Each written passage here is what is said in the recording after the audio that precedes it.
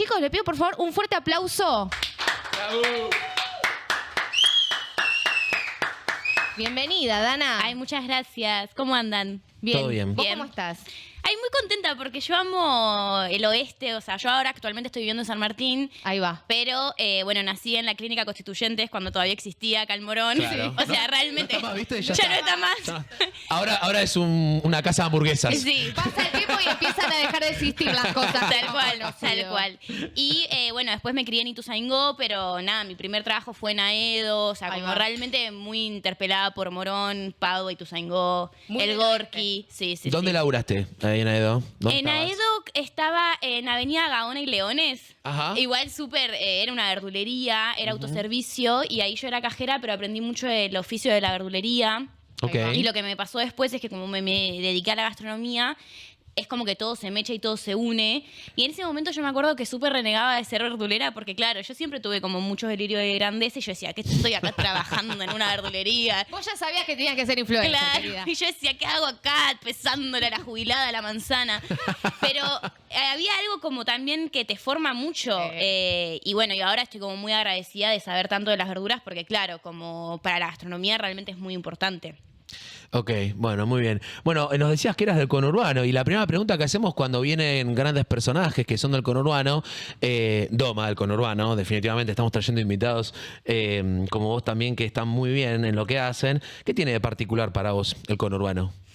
Para mí lo que tiene el conurbano de particular es que vivís todo el tiempo una vida en los márgenes y que eso es muy formador de personalidad. Yo particularmente, mis papás trabajaron muy poco tiempo en Capital, en realidad ellos trabajaron toda la vida en el Hospital Posadas, entonces es como que todo el tiempo vos vivís muy interpelada por todo lo que sucede en el conurbano, vivís todo el tiempo mirando la frontera que es Cava, todo el tiempo todo te cuesta mucho, porque si tenés que ir a hacer algo a Capital, tenés que viajar mínimo 1 hora en el Sarmiento y recién estás en 11, si no es que tenés que hacer después combinación con Subte A o con Subte H o con Subte B y caminar y caminar y caminar. Entonces es como que realmente todo el tiempo cuando vivís en el conurbano estás mirando el más allá, que el más allá es Capital. Entonces yo creo que a mí lo que me sucede como bonaerense es que en algún punto quise dejar de mirar hacia Capital, empezar a mirar mis propios barrios, el propio conurbano. O sea, yo cuando me fui de Ituzaingó me fui para San Martín. En realidad primero me fui para Caseros, después para Santos Lugares y después para San Martín, pero no es que yo dije, uy, si me voy a ir a vivir a Capital, porque para mí hay que habitar el conurbano, sentirse orgulloso de eso y capaz dejar de mirar tanto la frontera, que es eso, viste, que nos separa y que vos decís, ay, qué ganas de vivir en Capital. Bueno, yo no sé si yo tengo tantas ganas de vivir en Capital. Me vuelve loca esta chica, por favor. Pero escúchame, ¿sentís que por lo que haces en algún momento está ese imán de Capital, ofertas de trabajo, streaming, me imagino que algo habrá estado dando vueltas? ¿Qué onda? ¿Hay una tensión ahí? Hay una tensión porque, por ejemplo, yo cuando voy a los eventos y voy a hablar con otros influencers me dicen, bueno, y vos sos ahora del conurbano. Cuando te vas del conurbano, si te vas, sos sabores de Capital. Yo digo, primero, el conurbano como que habita ya totalmente en mí y en mi formación de personalidad. O sea, ¿Es tu identidad? Claro, es mi identidad. Pero además, yo tampoco tengo ganas de irme a vivir a Capital. El otro día, por ejemplo, pasé el fin de semana en un hotel en Palermo y fue insoportable el ruido. Sí. O sea, el ruido es muy insoportable. Entonces digo, también qué cosas a veces la gente romantiza de vivir en Capital, que en realidad no sé hasta qué punto realmente es viable. Las postales que se ven en Capital también son como a veces muy frívolas, cada vez hay más gente en situación de calle. Entonces digo, bueno, yo no sé si quiero que eso sea parte de mi postal. Capaz prefiero seguir yendo a comprar al almacén que yo ya sé cuál es, saludar a la gente, decir buen día, no quedar como una rara por decir buen día, ir a la UNSAM, ir caminando a mi facultad, como otra vida. No tener que pagar un alquiler carísimo, porque eso también sucede en Capital, o sea, la calidad de vida cuesta mucho más. Total. Bueno, de hecho, hay menos gente viviendo en Capital. Es más la gente que va a laburar que la gente que realmente habita. Tal cual. Se duplica, de hecho, la cantidad de gente. O sea, viven 2 millones, 3 millones de porteños y cuando la gente va a trabajar hay una afluencia más o menos de 2 millones de personas que van a Capital a trabajar, ¿no? Sí. A mí lo que me flasha mucho es que cuando vas a Capital ves los edificios, no sé, un montón de edificios y decís, todo esto es oficinas. O sea, O nadie vive departamentos acá. vacíos también, O departamentos ¿no? vacíos. Bueno, van a tener un quilombo, o ya lo tienen quizás con todo lo que es Airbnb, también turismo, bla. Dana, me gustaría preguntarte por tu Instagram, tu proyecto. ¿Cómo nace Sabores del Conurbano? Yo ya trabajaba en una productora de contenido y a mí lo que me sucedía es que yo sabía que tenía que crear contenido para mí. O sea, yo siempre quise ser youtuber, influencer, pero no sabía cómo terminar de enlazar todo, porque hay algo de las redes sociales que es muy cierto y es que te tenés que saber dedicar a algo. Bien. Si te enfocas a todo, es muy probable que no tengas éxito, al menos que ese punto de unión sea tu persona y que decidas vivir una vida a lo Gran Hermano. Yo no quería hacer eso. Entonces dije, bueno, ¿qué es lo que puedo hacer? ¿Qué es lo que puedo hacer? ¿Qué es lo que puedo hacer? Cuando en 2020 sucede la pandemia, yo me doy cuenta que siempre subestimé mucho mi talento para cocinar.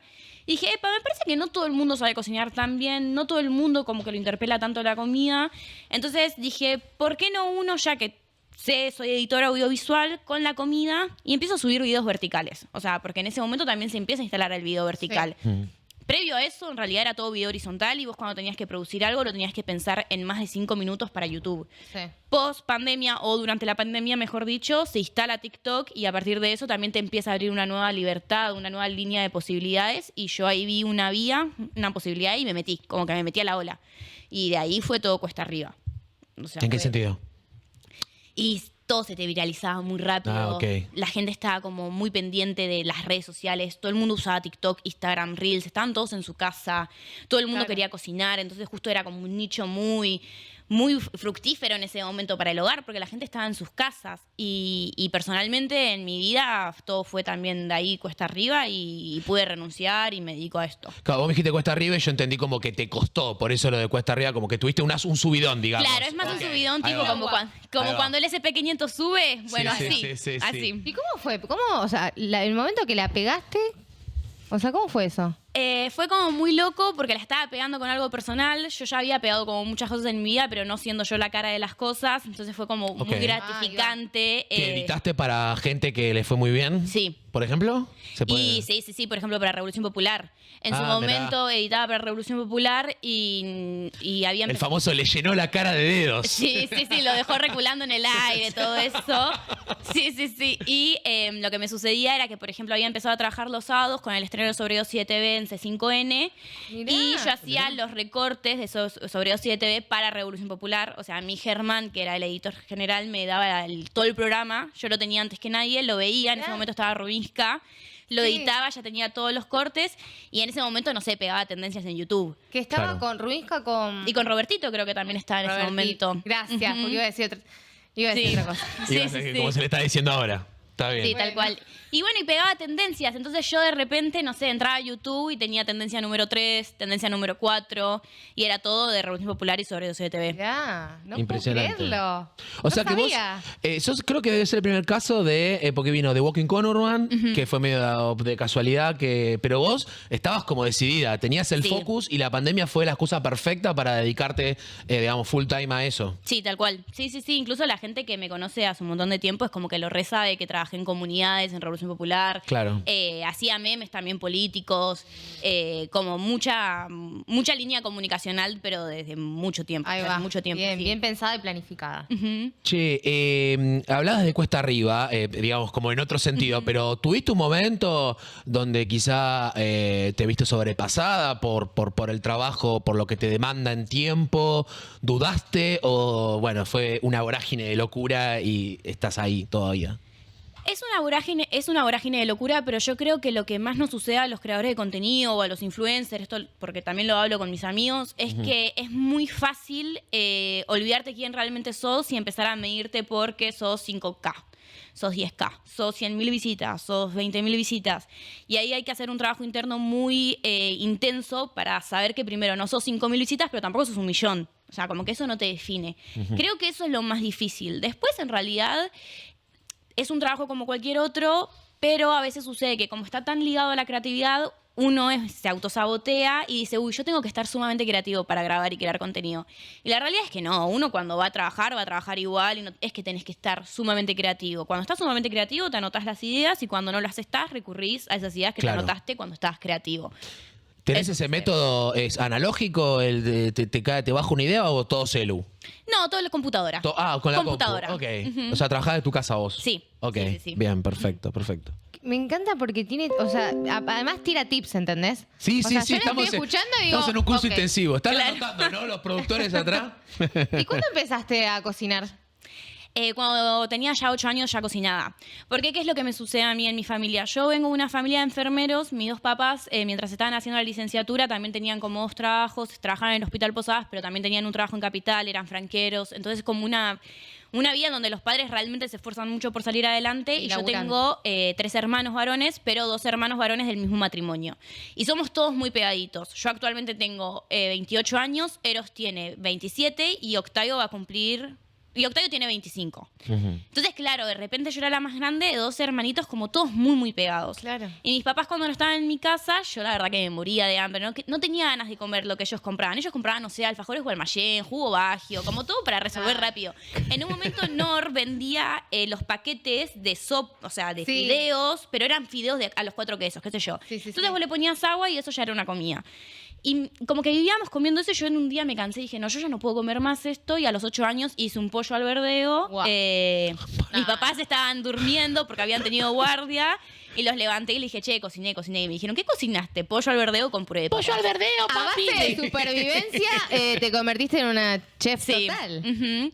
Pero los había visto mucho cocinar. ¿Cuál fue la reacción de tus papás cuando los levanté y dije, papi, hice pollo al verdeo? Me dijeron, ¿qué? ¿Qué estás diciendo? Tipo, como que no entendieron muy bien. ¿Esa nena es real? Claro, o sea, como que dijeron, ¿qué? Mi mamá, lo primero que dijo después, porque yo siempre muy pilla, escuchaba mucho las conversaciones de los adultos, porque claro, es lo más interesante cuando uno Siempre, es nene, escuchar siempre, las siempre. conversaciones de los adultos. Mi mamá le dice a mi papá, gastó 4 supremas de pollo en un solo almuerzo. Como que en realidad ahí jugaba más la clase social, más que, uy, mi nena está cocinando, sino como, uy, no supo aprovechar bien o distribuir bien estas 4 supremas para varias comidas, sino que fue solo una. Pero bueno, fue un comentario de mamá preocupada, ¿no? Y ahí, en base a eso que contás, ¿no? De la experiencia con tu familia, empezó a ver en vos esta cosa de pensar, bueno, a ver cómo puedo distribuir, cómo puedo empezar a laburar la comida en función de, bueno, de las personas que hay o lo que tengo. Sí, recontra, porque además, después cuando mi mamá se separa de mi papá, yo tengo 14 años, 13, y mi mamá lo que empieza a hacer, porque claro, también jefa de hogar, estaba todo el tiempo trabajando, empieza a dejar plata como diaria. Bien. Entonces era como, bueno, Dana, yo te dejo esta cantidad de plata, vos administrala, con esto ustedes tienen que comer desayuno, almuerzo, merienda y cena. Entonces, claro, yo empecé a administrar también todo un hogar con la plata que me daba mi mamá. Y como ¿A qué edad fue eso? Y a los 14. Ahí va, A los 14 bien, yo sí. ya administraba como la plata. Y además de que administraba toda esa plata, me guardaba puchos de dinero para salir a bailar o para cosas. Como que, y empecé como a hacer eso. Vos ya eras empresaria. Claro, sí, yo. No, incluso cuando empecé a trabajar en la verdulería, yo tenía 16, y mi tío abrió la verdulería, yo quería ir al gimnasio. O sea, yo sabía que mi mamá no me podía pagar el gimnasio. Claro. Entonces yo le digo a mi mamá, bueno, tengo que empezar a trabajar. Y me dice, bueno, sí. Vamos a la inauguración de la verdulería de mi tío. Y le digo a mi tío, che, ¿vos no necesitas a alguien para trabajar? ¿Al toque? Así corta, no lo hablé con mi mamá. Y mi tío dijo, sí necesito. Pero tu mamá está de acuerdo. Y le digo, no sé si está de acuerdo. Ni idea. Y ahí habló él con ella y empecé a trabajar en la verdulería. Impresionante. Bastante rebelde. Quería dinero. O sea, yo sabía que o sea, yo había identificado bastante rápido que necesitaba ascender socialmente y que para ascender socialmente necesitaba dinero. Y bueno, y tenía que construirlo. Claro. Bien. Estamos hablando con Dana de @sabores del conurbano. Los incitamos a que vayan a seguirla. 2 cositas, Dana. Primero, si querés, medio pasito, mira, ¿ves ahí que tenés tu A recuadro ver. como para quedar más centrada? Ay, no lo había visto el Ahí recuadro. va. Ahí va. Ahí está, si querés, te acercás al micrófono. Listo. Y mi segunda, pero la otra cosa es, ¿tenés tipo, porque bueno, obviamente vos cocinás para los videos, ¿tenés tipo comensales? Sí. Gente que decís, che, mirá, probá esto. ¿Cómo es esa no dinámica? les digo probá, o sea, no es que espero un feedback. Ahí En va. realidad, o sea, es como, ¿qué me podés decir vos? Pero... Ok. Ella está, está, pero terraza. Claro, no. Ay, en su prime está. Pero, por ejemplo, me gusta mucho como dar de comer a la gente y ver como ese momento en donde se le iluminan los ojos, es como un segundo, como el ratatouille, ¿viste? Que el crítico va, come el ratatouille y es un segundo. Disfruto mucho de ese segundo.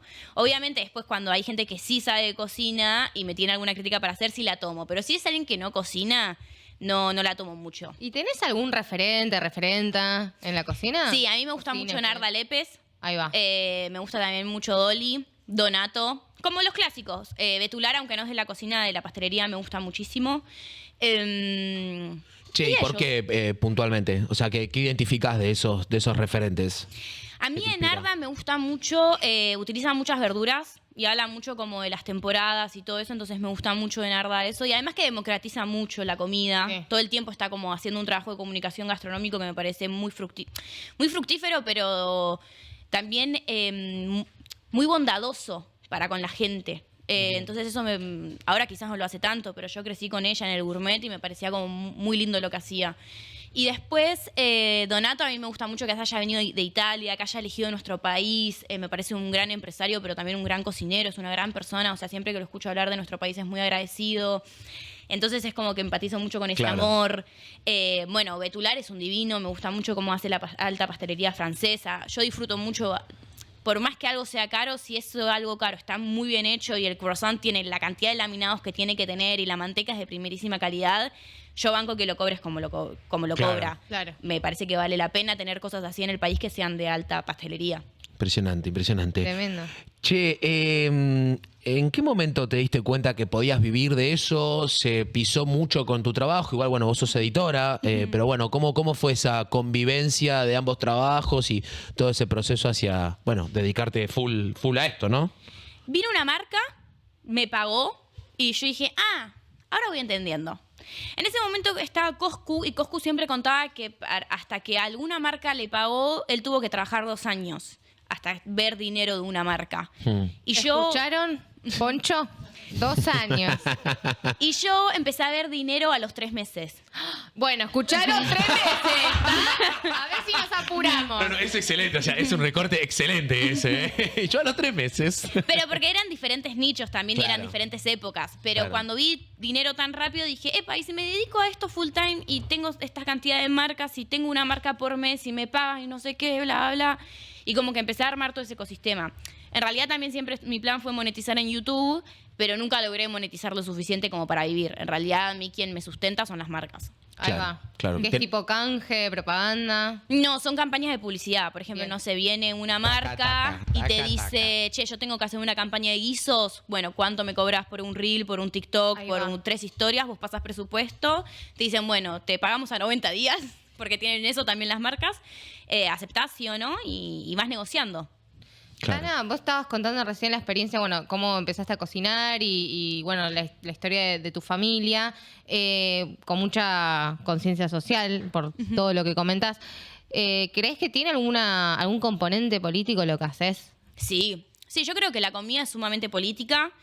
Yo además, primero es lo que pienso, o sea, yo pienso que la comida es política, o sea, democratizar el alimento, el acceso. Hoy en día la gente realmente no está comiendo bien, el consumo de carne está siendo muy bajo, la gente no se alimenta tampoco de verduras, si comen, viven a base de carbohidratos, eso tampoco es bueno para el futuro, no es fructífero para la mente, para el cerebro, para los nutrientes. Sí, claramente pienso que tiene un tinte político, pero además yo lo leo en los comentarios. O sea, vos te das cuenta cuando las cosas empeoran, cuando en los comentarios te dicen, bueno, pero vos crees que yo puedo ir y gastar para una sola receta 200 gramos de manteca. Claro. Haceme el budín con aceite. O te dicen, bueno, no quiero cocinar con tanto queso. O sea, presentame otra receta. O sea, la gente empieza a pedirte recetas que sean más Económicas. Sí. Y los lees. Y encontrás caminos, digamos, para satisfacer esa demanda de la gente que te ve.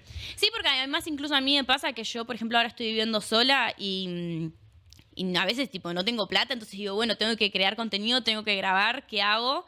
Y como que invento algo sobre la marcha y sé que eso también va a estar bueno justamente porque lo inventé sobre la marcha y es genuino y es parte de mi propia heladera y sé que así como a mí me pasa, le pasa a todo el mundo. Che, y esta politización del alimento, yo coincido plenamente, ahora vamos a charlar un poquito más de eso. ¿Vos lo has transmitido en tu contenido, digamos, explícitamente y has tenido haters por eso? ¿O es una cosa más de, bueno, el contenido habla por sí solo? Así como explicitarlo nunca, capaz en videos largos de YouTube, Ok. pero en realidad esos videos largos no deben tener más de 20.000 visitas. La realidad es que el contenido que se ha hecho viral son recetas. O sea, nada lo más. otro no garpa. No, lo otro no garpa. Claro, No. claro. Lo hablo más cuando estoy personalmente. He encontrado otros lugares para poder hablarlos. Este espacio, la facultad, algún que otro una junta, un microclima, Twitter, pero no es que vos vas y decís, uy, sí, hago un video vertical de esto y va a super caminar. En realidad a la gente no le importa. ¿Cuánto de la historia de un país se puede contar a través de lo que come o ha comido la población a lo largo de esa historia, digamos? Un montón. No, un montón. Por ejemplo, los argentinos cuando les preguntan cuáles son las comidas típicas, si vos analizás en retrospectiva, es todo cocinado en una olla. O sea, es más típico las comidas hechas en una olla a lo largo de todo el país que capaz la milanesa. O sea, la milanesa también es tradicional y es muy importante, pero si vos vas a los hogares argentinos, todo el mundo cocina comidas en una sola olla. Guiso, locro, lentejas, qué sé yo, mondongo a la española. O sea, pueden ser un montón de comidas que se hacen en una sola olla. O sea, el argentino cocina en una sola olla. Esa tiene esa particularidad. Mirá vos. Tremendo. Y bueno, y también estudias antropología, o sea que es una mezcla interesante, ¿no? El Sí, tema me gustaría saber, o sea, qué relación hay entre la Claro. antropología y la cocina. La antropología vos puedes estudiar literalmente lo que quieras. O sea, la antropología social y cultural es muy divertida porque justamente vos cuando haces, qué sé yo, vos elegís algo para investigar, tenés que ir a hacer trabajo de campo, puedes elegir lo que se te ocurra. O sea, yo he leído etnografías, que son los trabajos que hacemos los antropólogos, de fans de Ricardo Arjona. He leído etnografías de las banderas de los recitales del Indio Solari. ¿Qué significa cuando una bandera es robada y otra no? O sea, y vos protegés tu bandera con toda tu alma. Después tengo un profesor que analiza la violencia en las hinchadas de fútbol. Hay una antropóloga en Argentina, que ahora no recuerdo su nombre, que analiza qué es lo que consumen los argentinos y cómo eso tiene que ver con las relaciones de poder, con la alteridad, con las clases sociales. La antropología lo que tiene es que es una carrera muy que te da mucha libertad para poder investigar y estudiar lo que vos quieras. Y así, si capaz no querés investigar, puedes trabajar en relación de dependencia y es muy interesante el trabajo de campo o hacer lo que se te ocurra. O sea, es muy libre. ¿Vos siempre quisiste estudiar antropología o vino primero la cocina, la cuenta de Instagram y después dijiste, che? Yo no quise nunca ser chef, o sea, cocinera, tampoco quise nunca estudiar antropología. O sea, yo de chiquita yo quería ser cantante, actriz, bailarina. O sea, yo tengo como mucha preparación de teatro y de todo eso. O sea, en un momento estaba muy de moda Glee. O sea, yo soy una niña que se ha criado con Glee. Obvio. Y yo veía a Rachel Berry y ella decía, yo voy a ser la futura leyenda de Broadway. Y yo me apropié también de su propia historia y yo decía, yo voy a ser la futura leyenda de Broadway. Entonces yo iba a canto y a teatro y cantaba, no sé, Barbra Streisand. Íbamos a Córdoba con mi papá y yo decía, no, papá, ahora vamos a escuchar todas las canciones de Chicago y después vamos a escuchar todas las canciones de, no sé, de algún otro musical. Re pesada, pero yo realmente, o sea, creía que iba a ser futura leyenda de Broadway, hasta que de repente... Fuiste leyenda de conurbano. Claro, sí, pero leyenda algo había. Pero hasta que de repente me cambian de un colegio privado a uno público, como que yo ahí dije, che, no tengo ropa como para ir todos los días al colegio. Como que yo, claro, me sacan el uniforme, de repente tengo que vestirme todos los días. Y dije, como que no, algo no cierra. Yo en ese momento consumía mucho TBR, Duro de Domar, 678, y yo ya algunas semillas empezaba... Ya cuquita, claro, ya se empezaba a sembrar en mi cabeza. Yo era una pequeña cuquita. Sí. Pero algo que me hizo como mucho, como que me hizo un break, fue que tuve una profesora de historia que nos enseñó sobre Marx y después vimos también Perón y como que ahí dije, bueno, me compro un mapa mundial, un mapa del mundo, me ubico en mi clase social y en donde nací. Y dije, bueno, claramente mis papás no me van a llevar a New York, a mí no me da la plata para ir a New York, para estudiar ahí. Entonces, ¿qué es lo mejor que puedo hacer con lo que tengo? Hubo mucha frustración, hubo mucho llanto, porque yo decía, ¿por qué no tengo más plata? ¿Por qué no tengo más plata? Pero a la vez siempre tuve tanto hambre y tanta ambición de cosas que eso me hacía salir hacia adelante. Ahora, yo después la cocina vino, la edición audiovisual vino, o sea, yo siento que soy medio busca en la vida y como que siempre voy resolviendo sobre el camino en base a lo que me gusta, pero también en base al dinero. Pero yo no sé si es justo que tengamos que pensar todo el tiempo tanto cómo poder buscar cosas. Como que a mí me gustaría que, qué sé yo, por ejemplo, está bien, yo tengo esta cabeza, esta ambición, este hambre, y digo, buenísimo, pero capaz también estaría buenísimo que un chico termine la secundaria, vaya a la facultad y que terminar esa carrera ya le asegure un trabajo. Sí. Claro, Y claro. hoy eso no pasa. Y yo veo que es como que tenés que cumplir muchos requisitos para ser elegido en LinkedIn. Tenés que encima tener redes sociales, tenés que tener una personalidad destacable. Y es como capaz una paja. Capaz, viste, la gente quiere trabajar, vivir bien, tener su tiempo de ocio y listo. Sí. Después- Acabas de resumir lo que quiere, creo que la mayoría de Absolutamente, Sí. absolutamente. la gente. Y después la antropología apareció hace 3 años, como que fui uniendo todo y dije, bueno, es antropología. Pero apareció de grande. Claro, claro, claro. ¿Pero tenía algo que ver con la cocina o tipo por separado y ya? Y No, yo por creo afuera? que si hubiera encontrado, o sea, yo estudié comunicación social en la Universidad de Moreno, hice 1 año, después la dejé porque me parecía que era saber un poquito de todo, mucho de nada. Hay gente que le sirve mucho esa carrera justamente por eso, pero yo necesitaba algo más específico. Bien. La realidad es que después vino la pandemia, me dediqué a sabores. Pero yo siempre dije, no, yo tengo ganas de ir a la facultad. Me parece que uno cuando ingresa a la facultad lo que tiene es que realmente te transforma. Es una experiencia que realmente te cambia tu vida, ir a la facultad. Termines o no termines. O sea, realmente tu cabeza se modifica. Y a mí siempre me gustó mucho el mundo académico. Entonces yo dije, bueno, yo tengo que volver, pero no quería estudiar comunicación. Tampoco quería hacer una licenciatura en gastronomía porque me parecía una paja. Claro. Y de repente me encuentro con la UNSAM y con antropología. Me gustó mucho, sentía que unía como todo lo que tenía en mi mente. O sea, realmente es una carrera muy, muy linda. Y decido estudiar antropología porque yo ya tengo mi trabajo. O sea, yo no sé si podría terminar la secundaria y elegir antropología. Claro, ¿no? Porque es verdad que vos terminás capaz antropología y no sabes muy bien dónde disparar. No es que, no sé, entras a LinkedIn y hay 1000 propuestas de trabajo para antropólogos. En realidad te vas haciendo un nombre y ahí es cuando te van contratando. Entonces, Sabores a mí lo que me permite es poder disfrutar de la antropología y poder disfrutar de mi carrera profesional desde otro ámbito con solvencia económica. Claro. La realidad es que es muy difícil. Te vas a estudiar. cagar de hambre, pero nada. Sí, yo no creo que te vas a cagar de hambre. Yo lo que creo es que Lo que diría mi necesitas. tía. No, necesitas muchas herramientas Claro. para poder sobresalir. Pero yo creo que eso ya no pasa solamente con antropología o con sociología, pasa con en todas las general. ciencias sociales Totalmente, totalmente. Bueno, y en general, bueno, también por el contexto en el que vivimos, pero un poco lo que estás diciendo es como que se cae este mito de el que quiere puede, porque Tal cual. a medias. Ujú. No, y además, qué sé yo tengo un montón de gente que estudia la licenciatura en informática o estudia ingenierías o estudia como... Ingenierías igual es un caso que siempre vas a encontrar trabajo, pero por ejemplo en un momento estaba la burbuja de los programadores Sí. y hoy no es que tampoco estás tirando manteca al techo con la programación. Claro. Entonces es como que digo, bueno, me parece como muy aliviante, es una situación de Sí. libertad, decir, bueno, medio que me voy a cagar de hambre con todo, elijo lo que quiero, pero a la vez digo, bueno, ¿qué hacemos para que eso no suceda independientemente de la carrera? Bien. Y también me parece medio injusto tener como que desarrollar un montón de carisma y un montón de habilidades para poder conseguir un laburo, como que me parece agotador. Sí, ¿no? Como muy pasado de vuelta, ¿no? Y como que todo queda subsumido a lo estético. Che, bueno, muchos comentarios, ¿eh? Pablo Música, aguante Dana, reina de los musicales, dice por acá. Bien, Pablo. Muy bien, cumpliendo, ¿no? Después les sí, tirás, después les tirás, sí, Pablo Música. me cae muy bien esta muchacha, dice Ariadna, que es una de nuestras poncheras más fieles.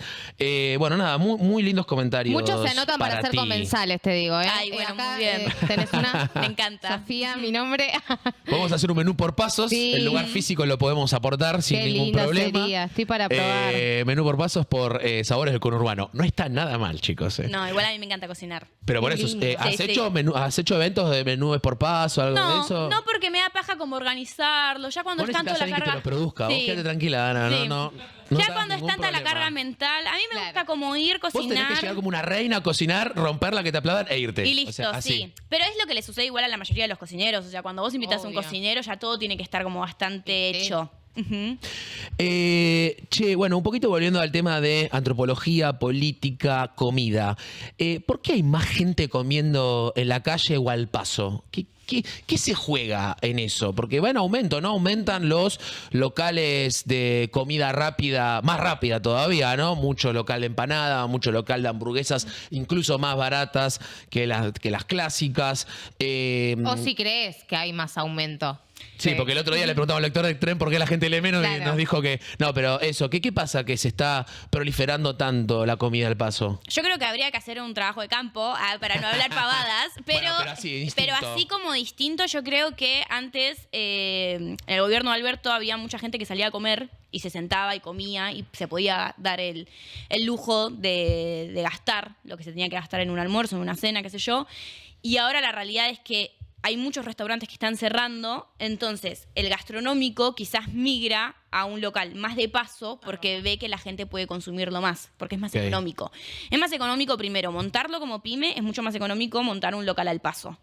Y además después es también cuando vos pensás un negocio, tenés que pensarlo también a quién se lo vas a vender. Y hoy en día la realidad es que las clases sociales han bajado, han disminuido, o sea, estamos cada vez Sí, más sí, sí. pobres. Entonces, ¿qué es más fructífero? ¿Venderle a la clase alta, que cada vez está más empobrecida, o venderle a la clase media baja algo al paso que se pueda consumir y vender quizás en masa y no ganar por el chiquito? Claro, más por cantidad y no tanto por... Ujú, tal Claro. cual. Pero creo que puede suceder ahí por una cuestión empresarial de pymes, pero también creo que es parte de que la gente también está muy pasada de rosca, tiene 800 laburos y no tiene tampoco tiempo de sentarse a comer un plato de comida. Es literalmente lo que pusieron en el comentario, Dana. Ay, ¿en serio? Pusieron, porque estamos cada vez más a full para poder vivir y ni tiempo de cocinar o cuando llegás ni ganas. Claro. Ujú. Sí, y la gente que está pasada de rosca y labura todo el día, pero tiene más poder adquisitivo, compra viandas, y la gente Claro. que está pasada de rosca, pero tiene menos poder adquisitivo, hace 2 comidas al día y, Y después come en toma la mate. Ujú, come en la calle. Bueno, el mate full. Bueno, ahora las yerbas están aumentando un aumento de ventas justamente porque la gente está tomando cada vez más mate, pero eso es justamente porque hay menos consumo de comida. Claro, O claro. sea, para claro. evitar el hambre. Ujú. Che, y... Ay, se me fue. Yo voy a Querés vos, cambiar dale, un dale, poquito sálvame, de tema Sálvame. y voy a subir. Lector del tren, no me quemes, tiro. Voy a subirlo un rato. No Un quiero dejar abrazo pasar para- que el dueño. Un beso al lector del tren. Perdón, No quiero dejar pasar que el dueño de Facebook te utilizó Ay, para sí. contar las nuevas interacciones de Instagram. Sí. Eso fue también algo muy loco. Como que eso también te hace dimensionar un poco, nada, a dónde está llegando. Porque quizás uno está todo el día en la casa viendo números como, uy, soy un fracaso, tengo solamente 10.000 likes, no tengo 1 millón, qué sé yo, como esta otra creadora. O sea, como que todo el tiempo estás viviendo una vorágine bastante alienante en cuestiones de los números y las redes sociales. Y de repente que me haya sucedido eso fue como, uy, bueno, capaz no todo es números, capaz no... Capaz sí que llego a Chicago. Claro, capaz que sí llego a ser Roxy Hart. Es Pero- Silicon Valley. claro. Vos sos la reina de Silicon Valley, ¿no? del Claro, Broadway, claro. al final. Pero bueno, fue algo muy loco y fue algo también muy lindo. O sea, en el momento como que dije, wow, vino un móvil de Telenoche a mi casa, me sentí medio Ricardo Ford, yo niña criada a base de intrusos, como que de repente... Aparte Nelson Castro me estaba haciendo preguntas desde la cucaracha y yo decía, este tipo que estaba no sé, en la guerra... ¿En la guerra? Claro, me está preguntando ¿Estabas en cosas. casa, Néstor? Claro. Nelson. Pero bueno, fue muy loco, fue muy loco. Qué locura. Pero, a ver. Te llamaron, claro. Claro, no entiendo ¿Te llamaron? cómo el tipo llega a vos. Bueno, acá en Latinoamérica hay una... Ahora no me recuerdo cuál es su papel, o sea, porque tienen esos nombres en inglés como Sí. role partnership, no sé qué. No, igual Sí. ni lo entiendo. Sí. Vos como puedas explicarme. Bueno, que se llama Luz y ella se encarga de todo lo que es creadores de contenido de Latinoamérica. Y Bien. ella es argentina, pero vive en México y específicamente a ella la vertical de contenido que más le gusta es la de la comida. Bien. Entonces, cuando viene acá a Argentina, como tiene muy buena onda con todos los creadores, hace eventos, nos invita a cosas, todo de meta, qué sé yo, bla, bla. Entonces, bueno, como yo me llevo muy bien con ella, me dijo, che, ¿querés probar la nueva herramienta de inteligencia artificial de Meta? La van a probar solamente 8 personas en el mundo, fíjate si querés. Ok, claro. Y yo o sea, dije que sí, porque tipo, ¿qué tenía para perder? No Why tenía not? nada, claro. Entonces, bueno, la empecé a probar, qué sé yo, y al otro día me habla y me dice, hay una posibilidad de que mañana Mark Zuckerberg utilice uno de tus videos para mostrar esta herramienta. Necesito que me firmen los permisos, ¿aceptás o no aceptás? Igualmente es una posibilidad. Sí, Y yo dije, acepto. sí, acepto, porque yo digo siempre que sí a todo. O sea, sí, acepto.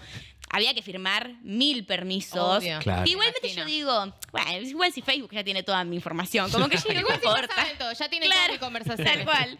Y firmé y al otro día yo estaba como en la cosmetóloga, o sea, me estaban haciendo así un tratamiento facial y cuando salgo de la cosmetóloga abro mi celular y estaba explotado. Claro. Y ahí como que dije, ay, ¿qué pasó?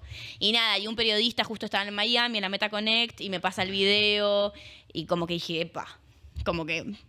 Ahí como que locura. empecé, sí, fue una locura, Pero... Y un orgullo Impresionante. para todos los que lo vimos, porque es como, che, una conurbana llegó al dueño de Fede. Como doma al oeste, la puta madre. Tremendo. Sí, fue algo muy tremendo. Ujú. Bueno, felicitaciones por eso, entonces. Ay, gracias. Y por todo lo que venís logrando, realmente. ¿Crees que vas a dedicarte a esto toda tu vida? ¿Te gustaría? ¿Crees que hay decir, bueno, capaz en algún momento me voy para otro lado?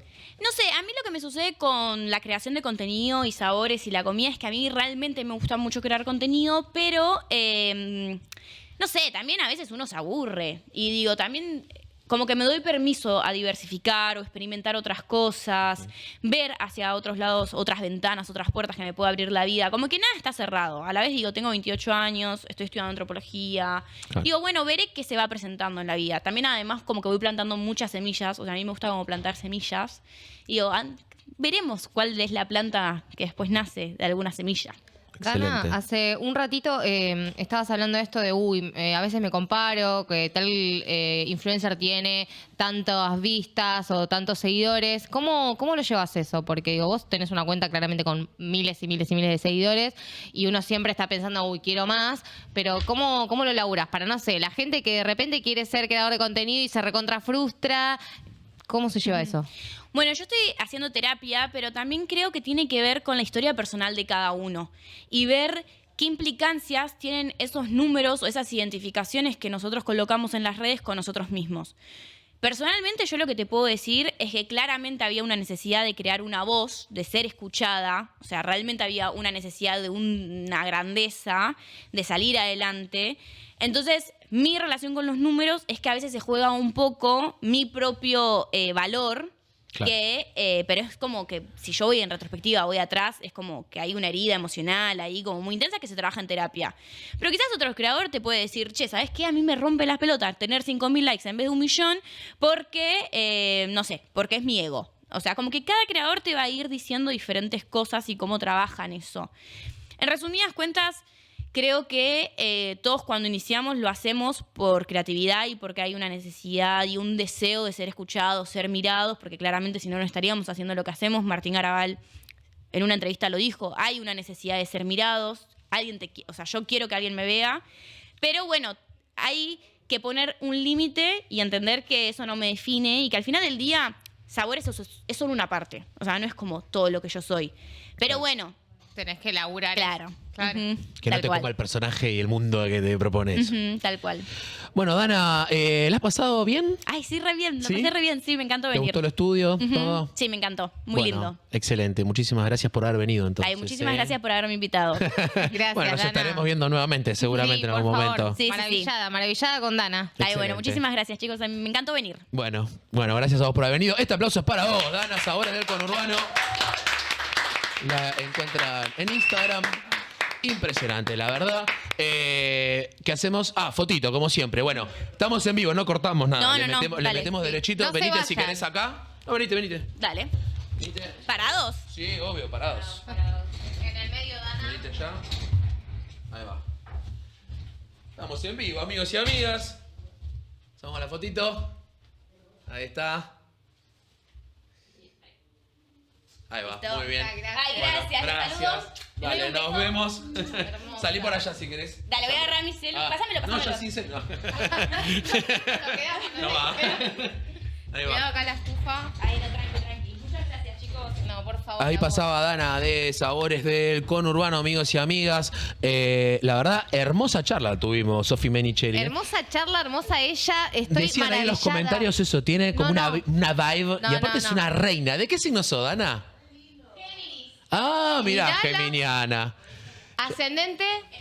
Sos